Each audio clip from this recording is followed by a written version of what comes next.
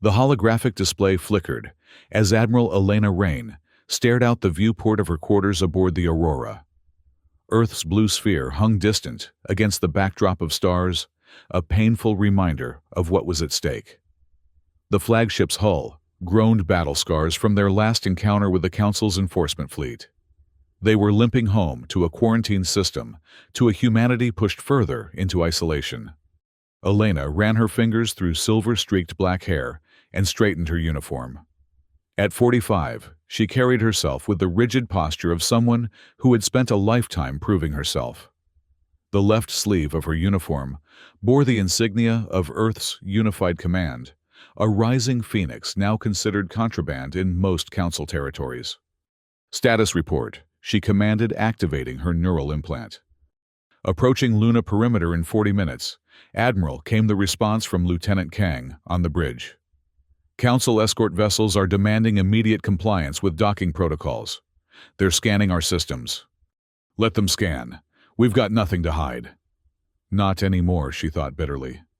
Her quarters told the story of a decorated officer medals displayed in a small case, holographs of successful missions, and in the corner, a damaged piece of hull, plating a memento from the Proxima skirmish that had earned her both acclaim and suspicion from the Council. She touched the lone dent in the metal, remembering the day they'd nearly breached Council space in search of new resources. That was before the quarantine, before Earth became a prisoner in its own solar system. The Sol system. Once humanity's crowning achievement of interplanetary colonization, now resembled a slowly collapsing economic ecosystem. Earth struggled under resource rationing. The mining stations on Luna operated at dangerous capacity. The Martian colonies had turned inward, focusing on self-sustainability, and every jump gate in the system was blockaded by Council warships. Humanity's crime developing technology, too quickly expanding too eagerly, and most critically discovering wormhole theory, decades before the Council's timeline deemed appropriate. Elena's neural implant chimed with an incoming transmission. "Secure channel," she commanded. "Privacy Protocol 7. The air before her shimmered as a hollow message materialized, revealing the worn face of Dr. Malik Jang, lead scientist of Project Phoenix. His laboratory, hidden in Chile's Atacama Desert, represented humanity's last hope for breaking the Council's technological stranglehold. Admiral Zhang said, his voice crackling through the unstable connection. "We've done it."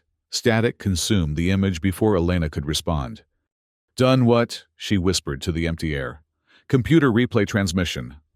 Transmission contained no additional data, the ship's AI responded. Elena felt something she hadn't experienced in years' hope. If Zhang's team had achieved what she suspected, a functioning wormhole generator, everything would change.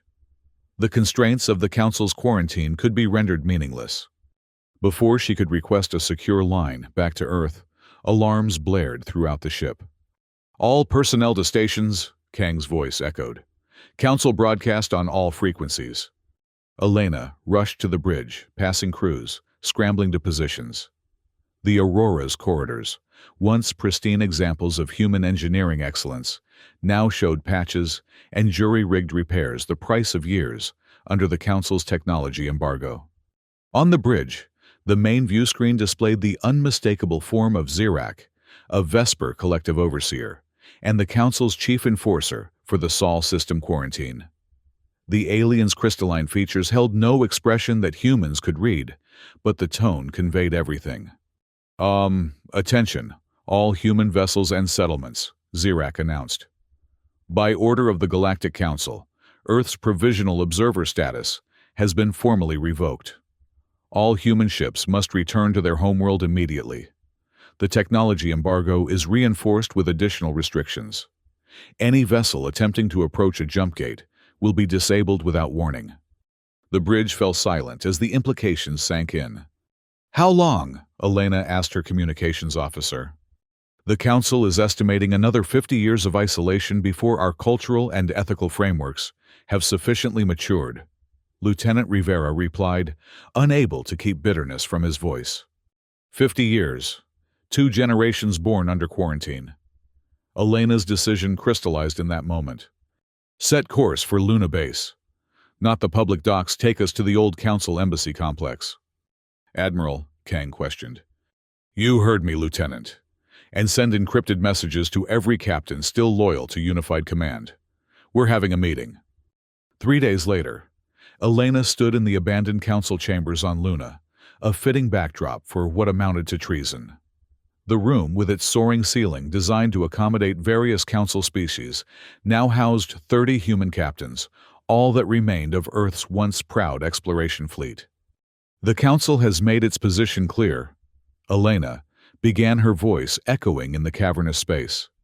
We can accept another half-century of withering under their embargo, or we can chart our own path.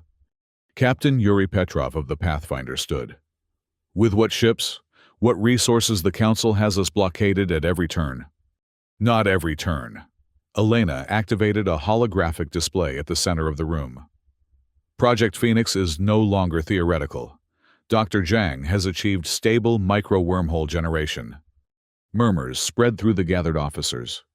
Dr. Zhang says they need 3 months to scale the technology, Elena continued. I'm giving them 2.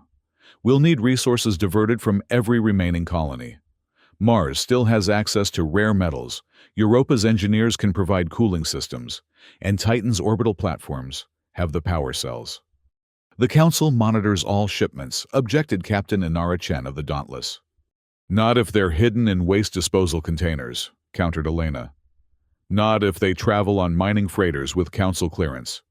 One by one, the captains voiced practical concerns, and one by one, Elena addressed them with the precision of someone who had spent years planning this moment. What she didn't reveal was the personal stake driving her decision. Late that night, alone in temporary quarters, Elena unlocked a secure compartment in her personal effects. Inside rested a single item, her late husband's wedding band. Commander Thomas Rain had died in the Proxima raid when Council forces had destroyed his science vessel for venturing too close to restricted space. The official report claimed his ship had malfunctioned.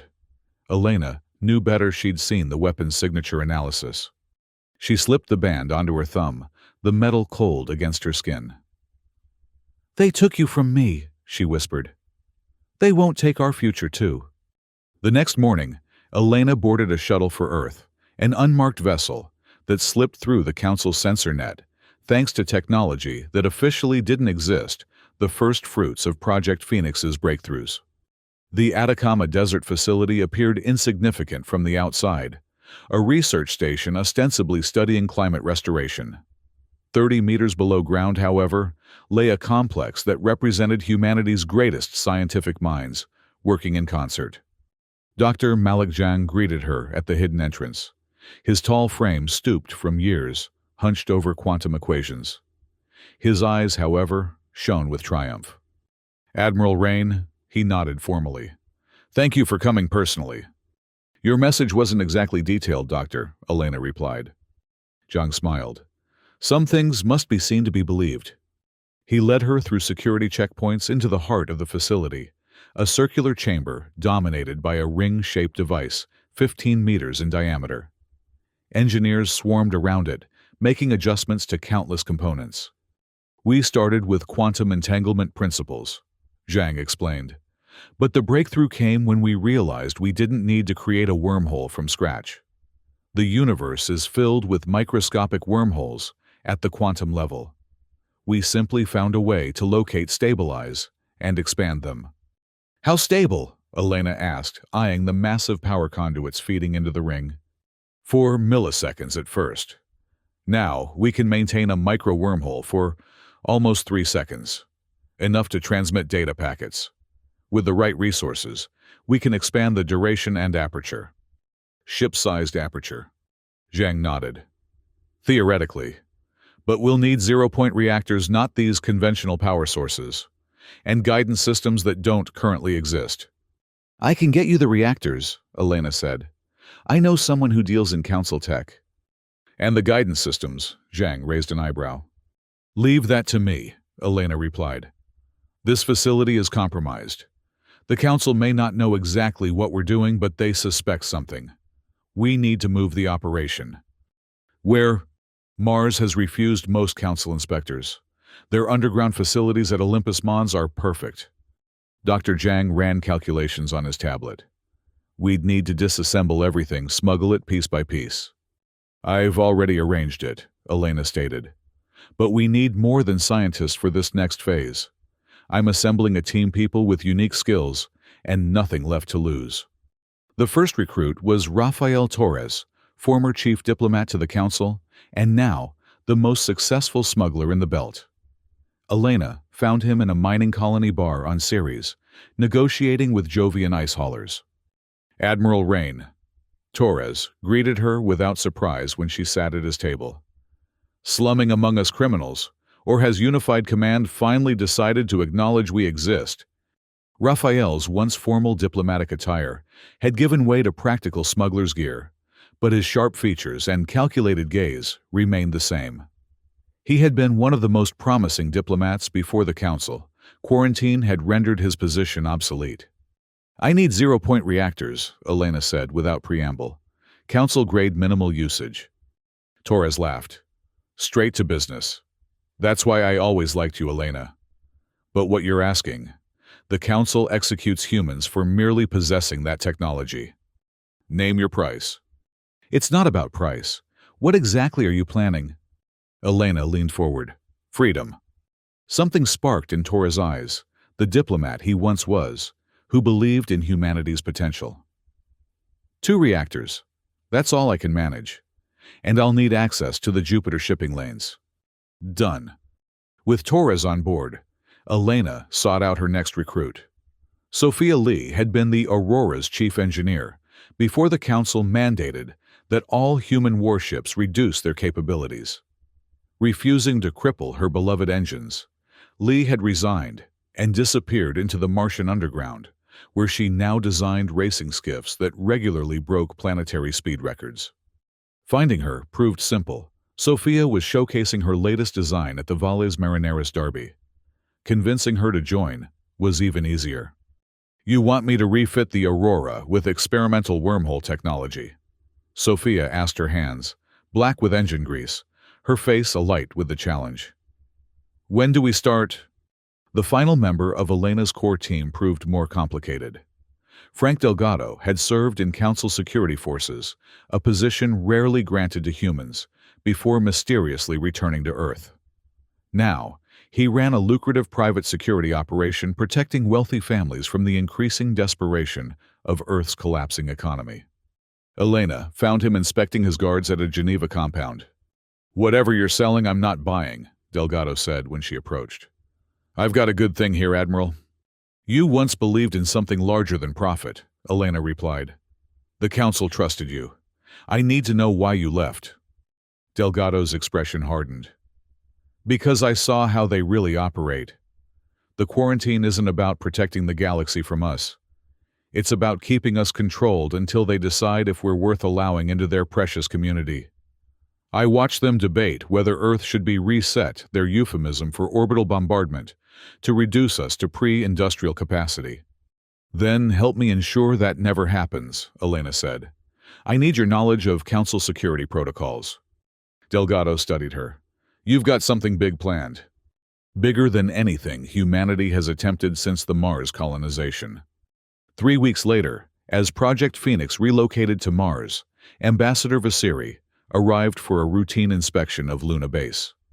The elegant Talaxian had served as liaison between Earth and the Council for 15 years, supposedly advocating for reduced restrictions. Admiral Rain Vasiri greeted with practiced warmth. The Council is concerned about unusual resource allocations within your military. Elena had prepared for this. Budget realignments for agricultural support. Earth's topsoil degradation has accelerated. Of course, Vasiri nodded. And the frequent communications with Martian mining operations, coordinating ore shipments for steel production. Would you like to review the manifests? The meeting proceeded smoothly, but Elena noticed Vasiri's aide scanning the room with a device disguised as a translator. That night, emergency alarms blared throughout Luna Base. Security breach in Section C, the automated system announced. Unknown attackers in the archives. Elena rushed to the scene to find 2 guards unconscious, and the archive doors sealed from within. When security forces breached the room, they found Viserys' aide downloading classified files on quantum theory research. "Arrest him," Elena ordered. The aide smiled. "Too late, Admiral. The Council already knows about Project Phoenix." A tribunal convened in secret, but before a verdict could be reached, both Viserys and her aide vanished from their secured quarters. Reports soon confirmed a Council ship had broken quarantine protocols to extract them. "They know something," Frank warned during an emergency meeting. "But not everything. If they knew exactly what we were building, they'd have stationed warships around Mars already." "We need to accelerate the timeline," Elena decided. "Raphael, how soon can you deliver the reactors?" 3 days. But we have another problem. The Council's been increasing patrols along the Jupiter corridor. "I might have a solution," Elena said. "There's another species the Council has been keeping isolated, the Drathi. Their system is rich in navigational data on natural wormholes. If we offer them medical technology—" "The Drathi," Sophia exclaimed. "They're practically at war with humanity over the Epsilon resources." "Because the Council engineered that conflict," Elena explained. "They've been playing us against each other for decades." Despite resistance from her team, Elena arranged a clandestine meeting with Carax, the Drathi chief negotiator. The insectoid being's translucent wings fluttered with agitation inside the neutral station, orbiting Europa. "Admiral Rain," Carax's synthesized voice hissed. "I agreed to this meeting out of curiosity, not trust." "We have something in common," Elena replied. "The Council has restricted your people's development, just as they've restricted ours." "Your point?" "I offer an exchange. Our medical technology, specifically the viral inhibitors your species needs to counter Council-engineered plagues, for your navigational data on natural wormholes." Carax's compound eyes studied her. "You speak dangerous words, human, accusing the Council of biological warfare. Truth is often dangerous. But consider this: why would the Council place your system under quarantine immediately after the plague began? They claim to value life above all else." The meeting lasted hours, but ultimately resulted in a tentative alliance. The Drathi data proved invaluable, providing insights into natural wormhole formation that accelerated Zhang's work by weeks. On Mars, the Project Phoenix facility carved into Olympus Mons buzzed with round-the-clock activity. The wormhole generator had grown to accommodate the Aurora's dimensions, and Sophia Lee had redesigned the ship's propulsion systems to interface with the quantum ring. "We're detecting micro-wormhole stability at 17 seconds, Dr. Zhang reported during a progress meeting. But the energy requirements for a full-sized aperture remain problematic." Rafael Torres leaned forward. "The zero-point reactors can provide the power, but not sustainably. We'd have one shot at a jump before needing to recharge for days." "One shot is all we need," Elena replied. "If we can breach Council space, reach the Epsilon Eridani system—" "That's over 30 light-years," Sophia objected. "The Drathi data indicates a natural wormhole nexus near that system," Frank explained. "If we can reach it, we could potentially jump further without requiring our own generator." An alert interrupted their discussion. "Perimeter breach," announced the security system. "Council signatures detected in orbit." "They've found us," Raphael muttered. "No," Frank countered, studying the sensor readings. "This is a standard patrol. They're not focusing on our location." "Yet," Elena added. "We need to move up the timeline. Sophia, is the Aurora ready for integration with the ring?" "Barely.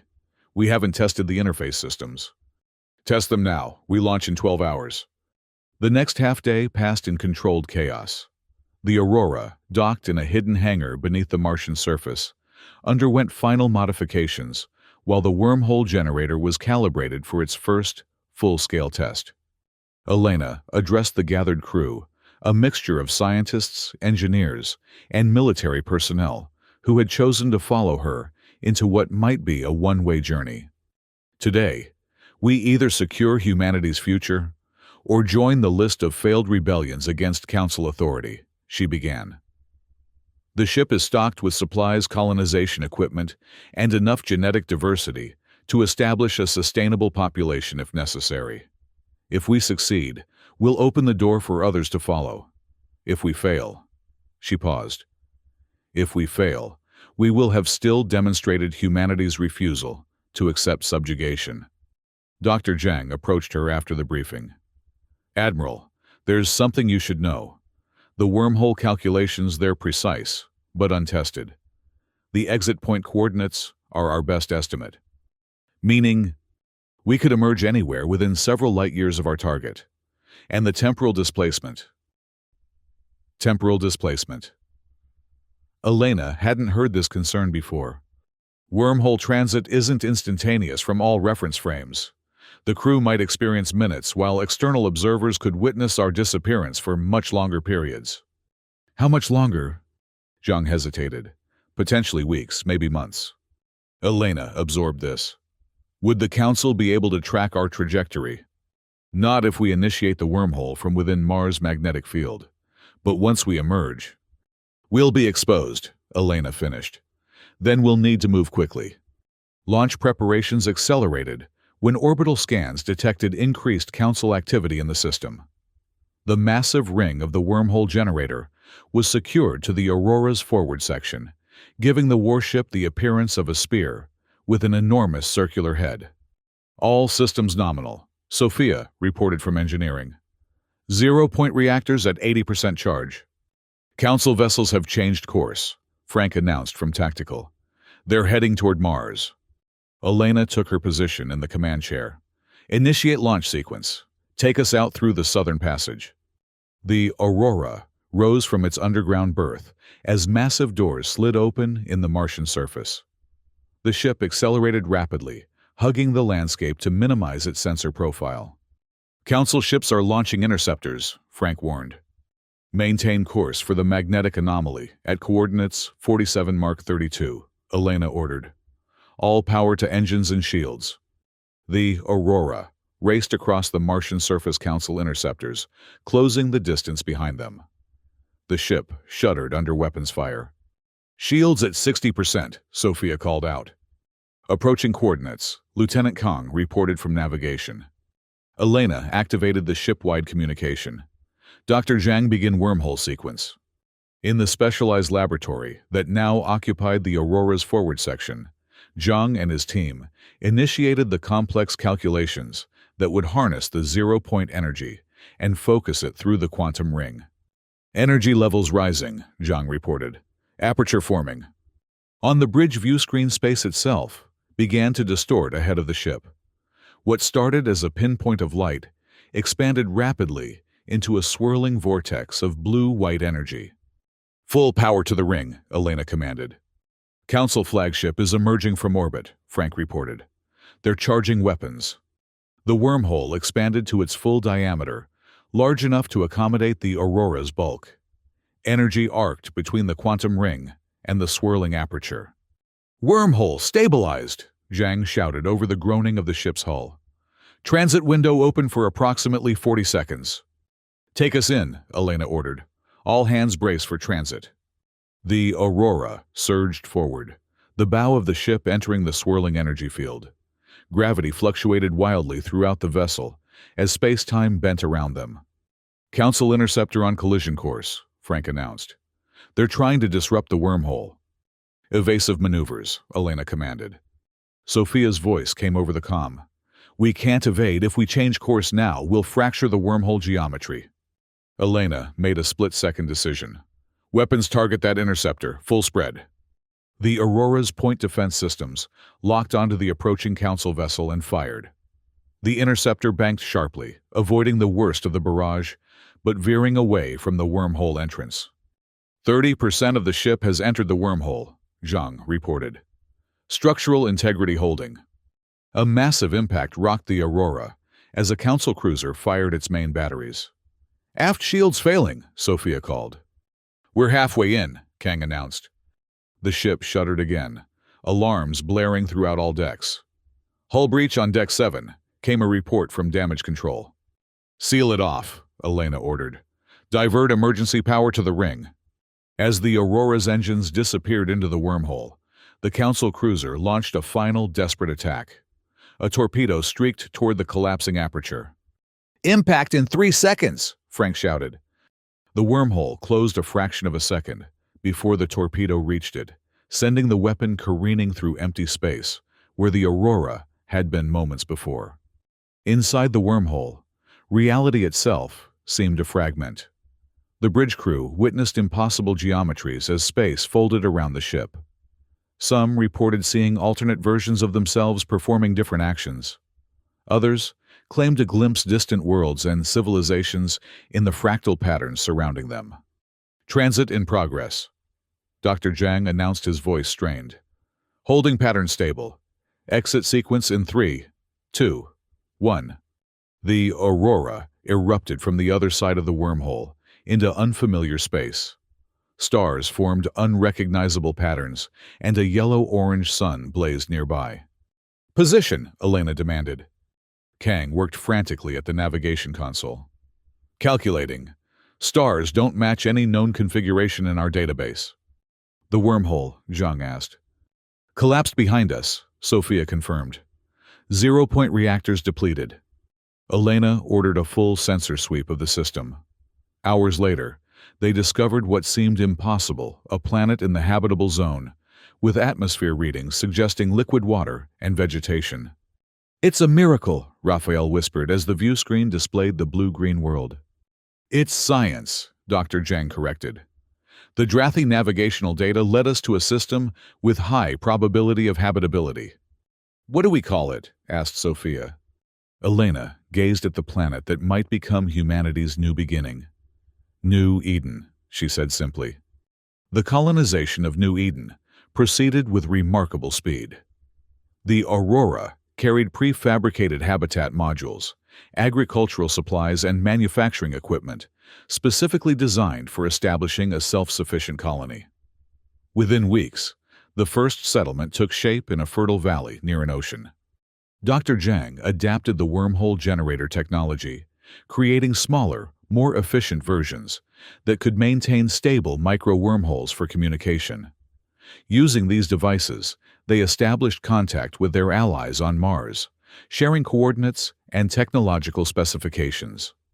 Word spread through hidden channels. Ships began to arrive, first a few courageous captains who had slipped through the Council's blockade, then larger vessels carrying families and resources.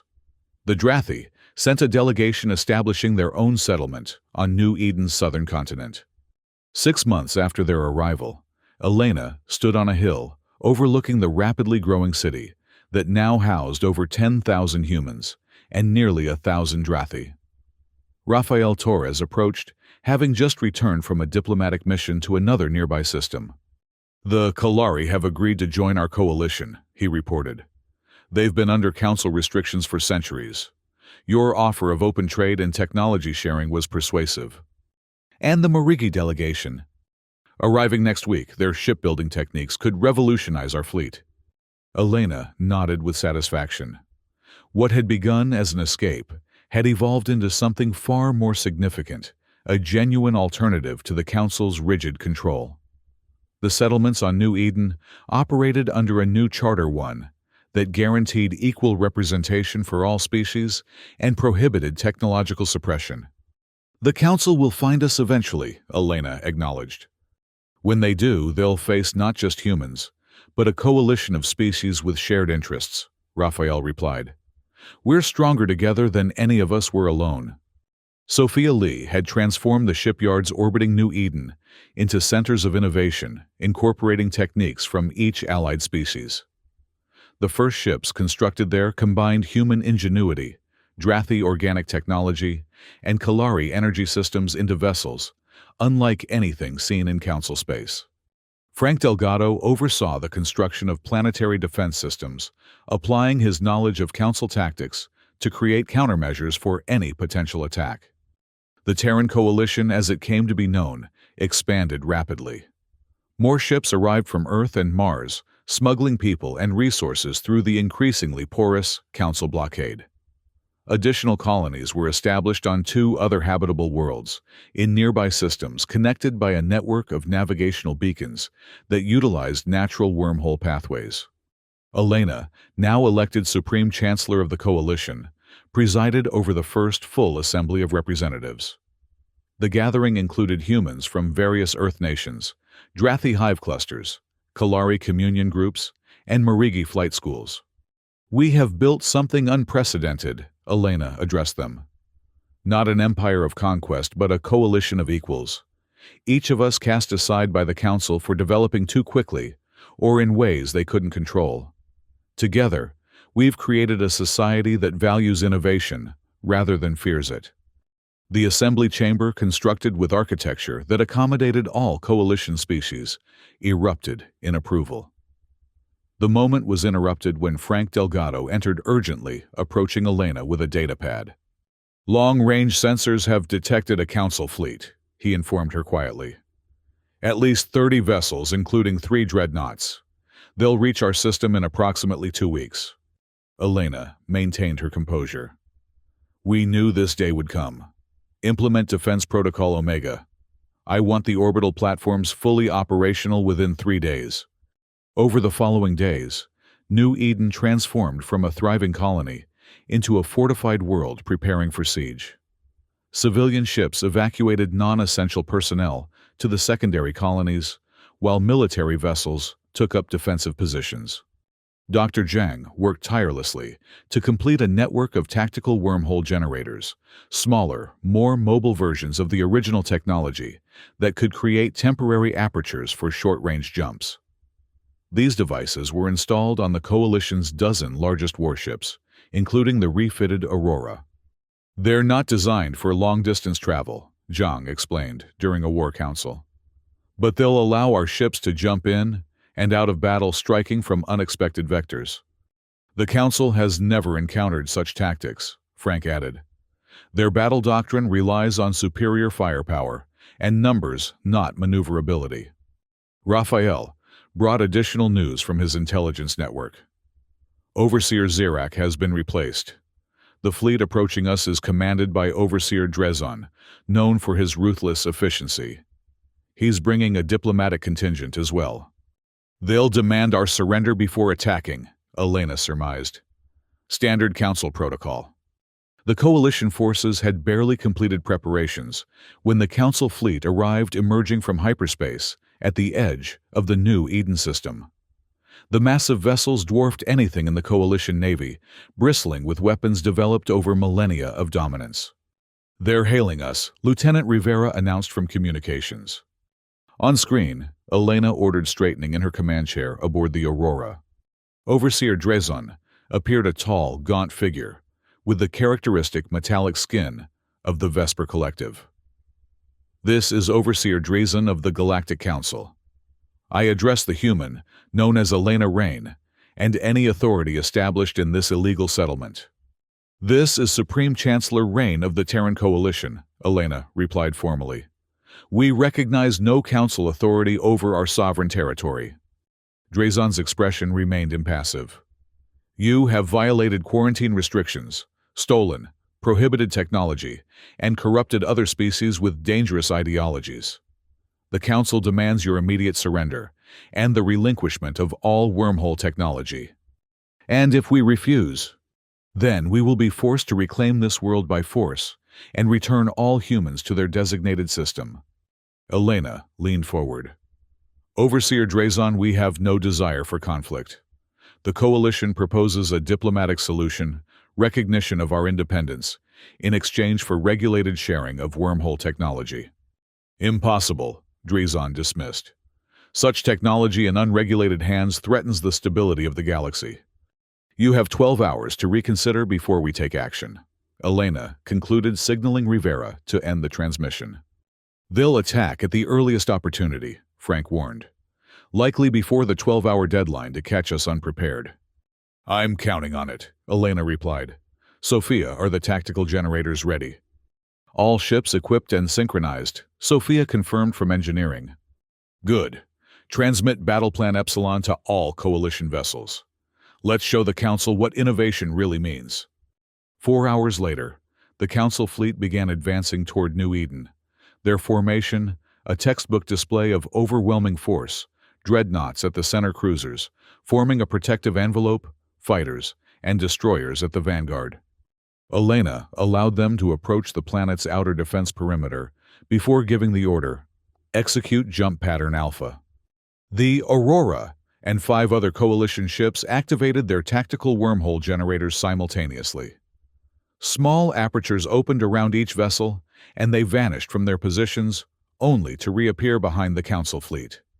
"Fire all weapons," Elena commanded. The Coalition ships launched precision strikes against the Council dreadnoughts' propulsion systems, before jumping away again through another set of tactical wormholes. Before the Council vessels could respond, the Coalition ships appeared at different vectors, struck again, and vanished. "Council fleet is breaking formation," Frank reported with satisfaction. "They're trying to establish a defensive sphere." "Perfect. Initiate Phase 2.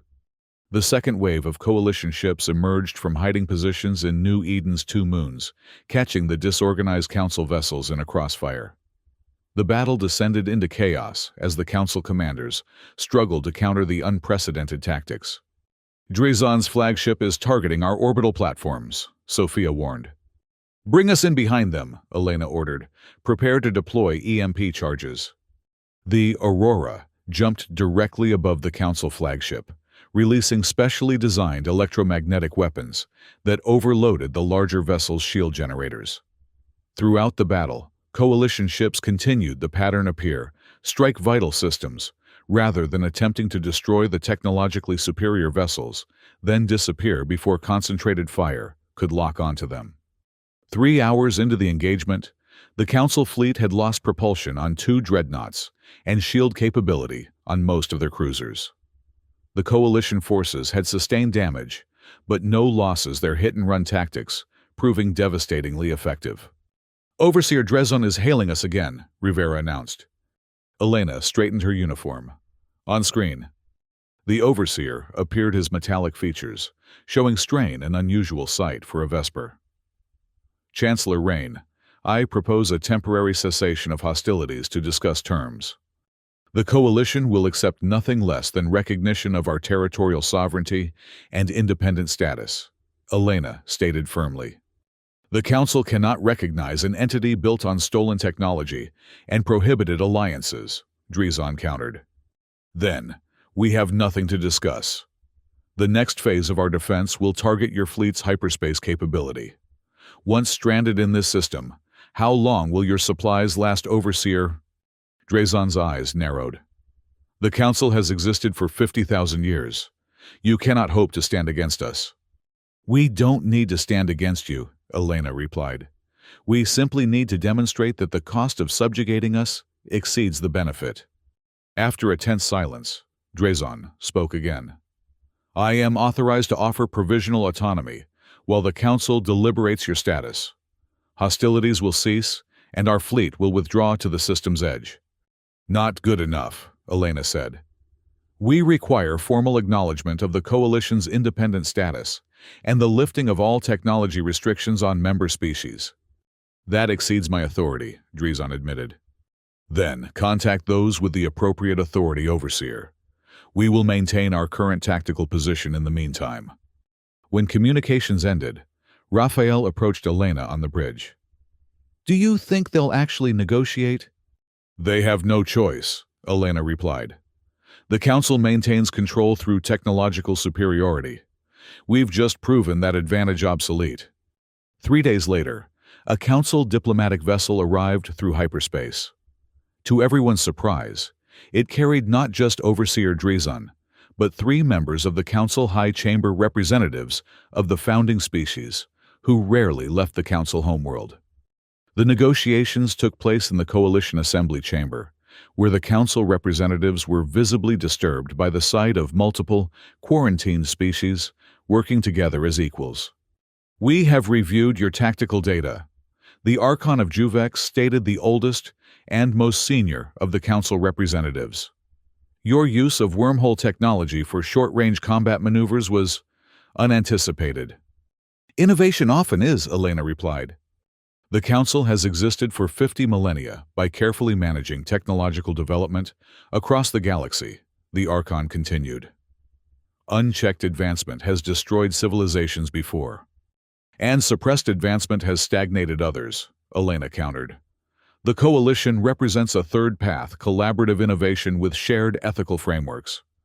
The negotiations extended over 2 weeks with the Council representatives, growing increasingly aware that their traditional leverage had evaporated. The Coalition's wormhole technology rendered blockades ineffective, and their diverse membership brought together scientific approaches that had developed independently under Council restrictions. Finally, a historic agreement emerged. The Terran Coalition would be recognized as a sovereign political entity, permitted to maintain its existing territories and limited expansion rights. In exchange, the Coalition agreed to share advances in wormhole technology through a joint research commission with Council oversight, though not control. 1 year after the Battle of New Eden, Elena stood on the observation deck of Centauri Station, a massive diplomatic facility constructed at the midpoint between Coalition and Council space. The station symbolized a new galactic order, not one of complete harmony, but of grudging coexistence between fundamentally different approaches to civilization. Rafael Torres, now serving as Coalition Foreign Minister, joined her at the viewport. The Moreni have requested membership, he informed her. That's the 5th species this month to approach us, rather than the Council. They're attracted to our technological openness, Elena noted. And intimidated by our military capability, Rafael added. The Council's influence is waning in the outer systems. We didn't set out to replace one empire with another, Elena cautioned. No, Rafael agreed. But we've created an alternative. Species can choose which model they prefer: the Council's stability and gradual progress, or our collaborative innovation. Elena's hand unconsciously moved to her thumb, where she still wore Thomas's wedding band. He would have been proud of what we've accomplished. We all are, Rafael said softly. From exiles to empire in less than 2 years. Not an empire, Elena corrected. A coalition. The distinction matters. Behind them, the doors slid open as Dr. Zhang entered, accompanied by his Council counterpart, the first cooperative research team focused on developing safe applications for wormhole technology. Chancellor Zhang greeted her. We've achieved stable communication wormholes between Centauri Station and the Council homeworld. Real-time communication across 700 light-years. Elena nodded with satisfaction. A small step toward a more connected galaxy. As she turned back toward the viewport, a fleet of ships passed by the distinctive organic curves of Drathi vessels, escorting a Council diplomatic shuttle. Beyond them, the vast expanse of space stretched endlessly, filled with stars that no longer represented boundaries, but possibilities. From exile to coalition, Elena murmured, amending Raphael's earlier statement. And from coalition to a new future for all species. The journey that had begun with a desperate gamble aboard a crippled warship had transformed into something far greater than escape. Humanity had not merely broken free from its quarantine. It had created a new model for galactic civilization, one built on diversity, innovation, and the fundamental belief that progress should be shared, not feared.